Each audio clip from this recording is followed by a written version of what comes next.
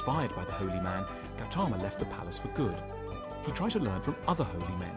He almost starved himself to death by avoiding all physical comforts and pleasures, as they did.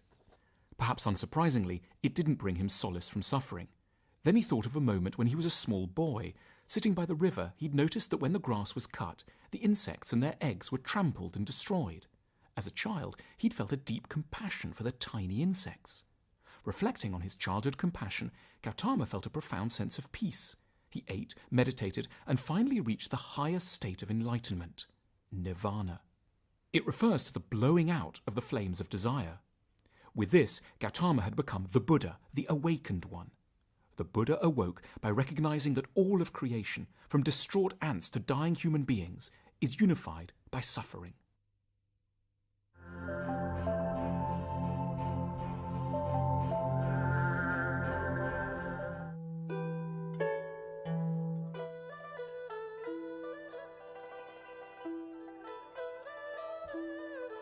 Good morning, Master.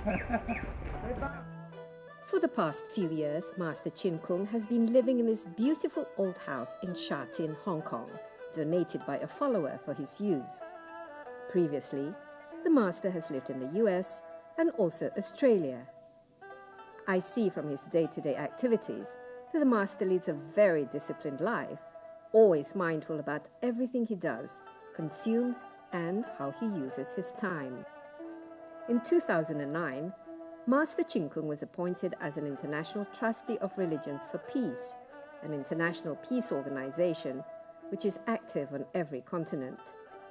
Its mission is to create multi-religious partnerships to confront issues such as stopping war, ending poverty, and protecting the earth.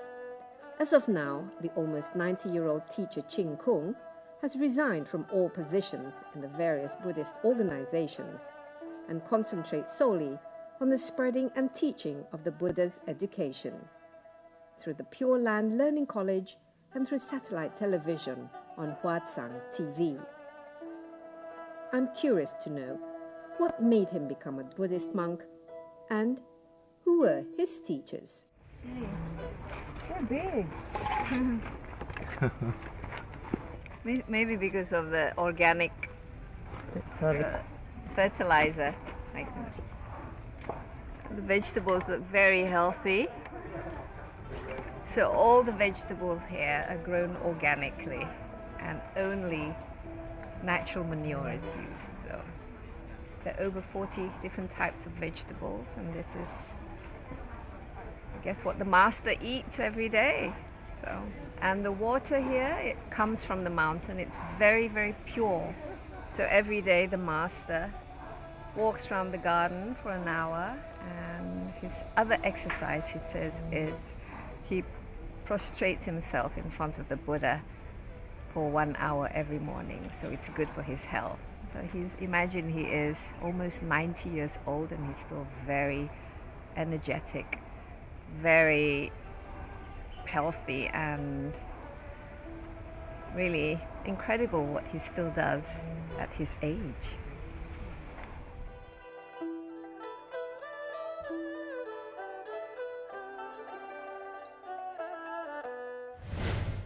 Okay, Martha, it's a great privilege for me to be here with you in this beautiful garden and to finally meet you. And I'm interested to know about your life journey.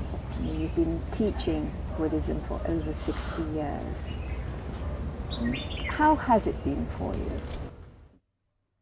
I've been learning Buddhism accidental when I was 26. I encountered Professor Fang Dongmei, my teacher.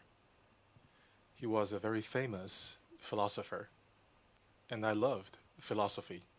He spent a special session with me every single week to teach me about philosophy. And at the last session, he taught about Buddhism. I was quite surprised. I said to him, Buddhism believes in multi-deities. It is considered a lower form of religions. Why does it have anything to do with philosophy? He said, you are too young. Buddha Shakyamuni was the greatest philosopher of our time. And learning Buddhism is of the highest enjoyment in one's life. So after listening to his teachings, I finally understood. This is a wonderful teaching, but nobody truly appreciates its values. To learn about Buddhism is the highest form of enjoyment. I truly believed it afterward. That's how I started learning about Buddhism. I'm interested to, you as a master and teacher, and you teach people all over the world. And in your life journey until now, what do you think is the most important thing that people need to be educated on? The teaching to be found in Buddhism is very inclusive, comprised of many different aspects. It's greater than what's being taught in the universities. There are 84,000 methods of cultivation that was mentioned by the Buddhist Sutra. Each method is much like a particular school to be found in a university. And they explain all the phenomenon that exists in this universe. If you choose just one method, and then you truly understand that methods, then you will understand all 84,000 methods. This is what's miraculous about such teachings. Buddha told us, our true self-nature is full of wisdom. Yesterday, someone asked me, what's the difference between Buddhism and other religions? The idea of equality is very important to the Buddhist. Everyone is equal, including the methods of cultivation. Why are there so many different methods of cultivation? It's because all beings each have different capability, and Buddha wanted to help all beings to achieve enlightenment, to attain the ultimate wisdom.